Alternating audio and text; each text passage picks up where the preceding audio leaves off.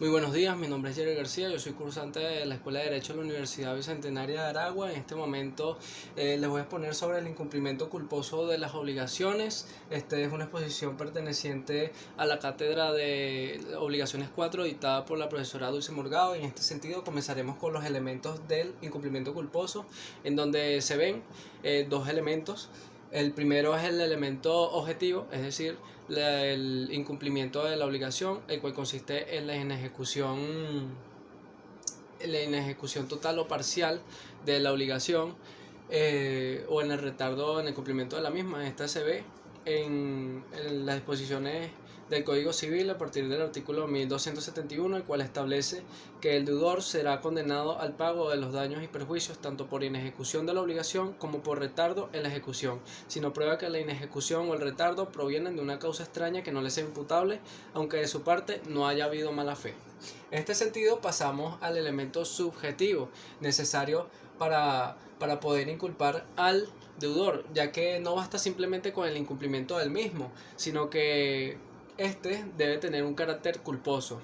Muchos autores concluyen que el término de la culpa no es un término de precisión, sino que es un término de referencia. En este sentido, igual Sabatier la definió como la inejecución de una obligación que debió haber sido observada y que debió haber tenido atención. En este sentido,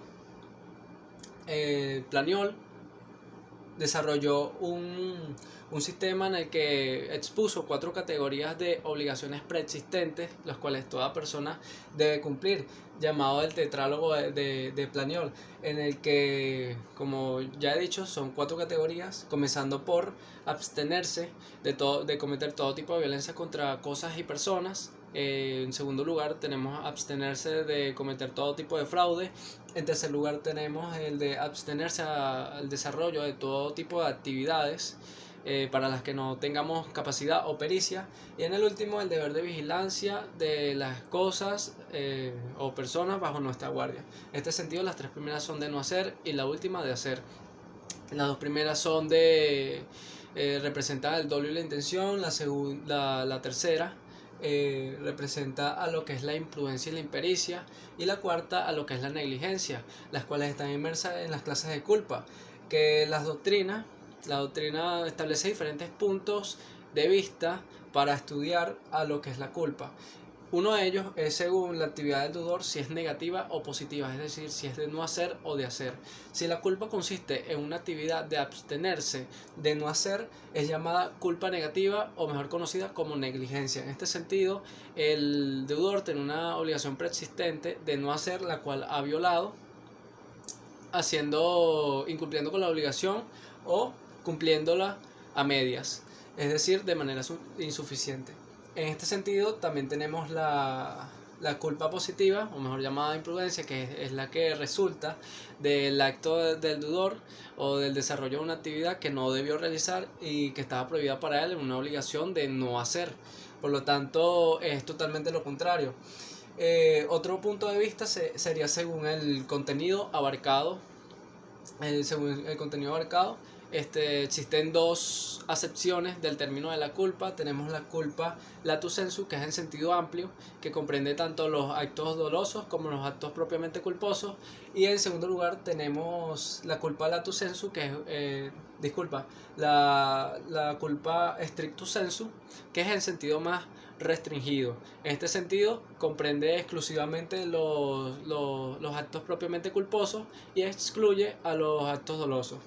Por último, en las clases de culpa tenemos la clasificación según el grado de gravedad. En este sentido, estableceremos las definiciones de Potier tanto en culpa grave, culpa leve y culpa levísima. De esta manera se clasifica. En primer lugar, la culpa grave es aquella desarrollada por una persona extremadamente imprudente, y como aquella es el que desarrolla aquella persona que no está muy atenta a sus negocios y que realmente adopta la postura de una persona no muy diligente, pero en extremo. Como medio tenemos la culpa leve, que es en la que incurriría un hombre común, un hombre falto de diligencia y de astucia. Y por último tenemos la culpa levísima, que es aquella en la que no incurriría un hombre muy astuto, muy diligente, muy atento, sin embargo tiene un grado de implicación mucho menor a lo que es la culpa leve y obviamente lo que es la culpa grave. En cuanto al carácter culposo del incumplimiento de las obligaciones, conocemos que el incumplimiento culposo tiene como característica la culpa del deudor, lógicamente. Sin embargo, aquí se van a establecer una serie de características para sintetizar lo que es el carácter culposo del incumplimiento culposo de las obligaciones por parte del deudor.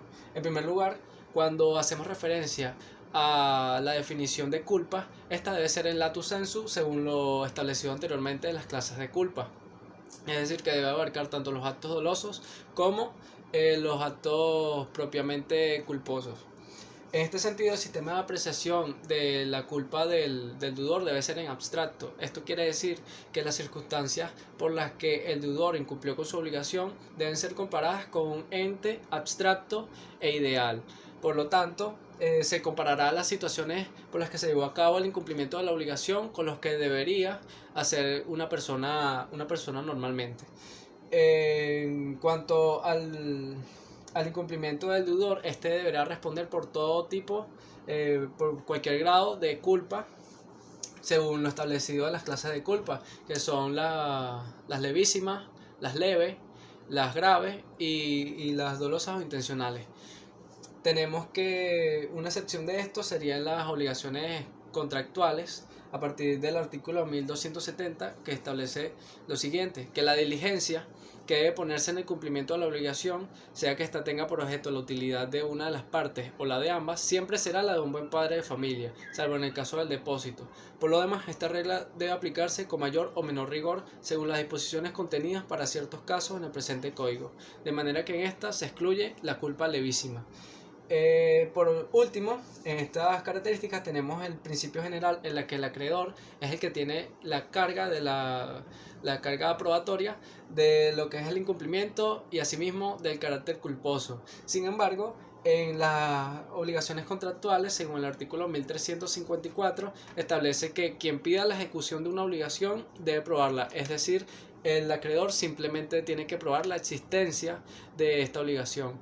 Por otra parte, quien pretenda que ha sido libertado de ella debe por su parte probar el pago o el hecho que ha producido la extinción de su obligación, es decir, que existe una presunción del incumplimiento culposo por parte del deudor de las obligaciones contractuales, el cual debe buscar desvirtuarlo a través de las causas extrañas no imputables, las cuales son hechos, circunstancias, obstáculos que impiden el cumplimiento de la obligación. Estas exoneran el cumplimiento de los pagos de daños y perjuicios, por ejemplo, y son configuradas dentro del incumplimiento involuntario por parte del deudor.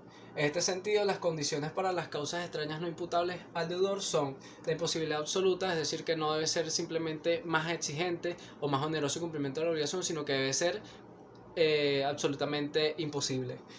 Por su parte, tenemos la imposibilidad sobrevenida, que esto se refiere a que la imposibilidad debe surgir posterior al nacimiento de la obligación en sí.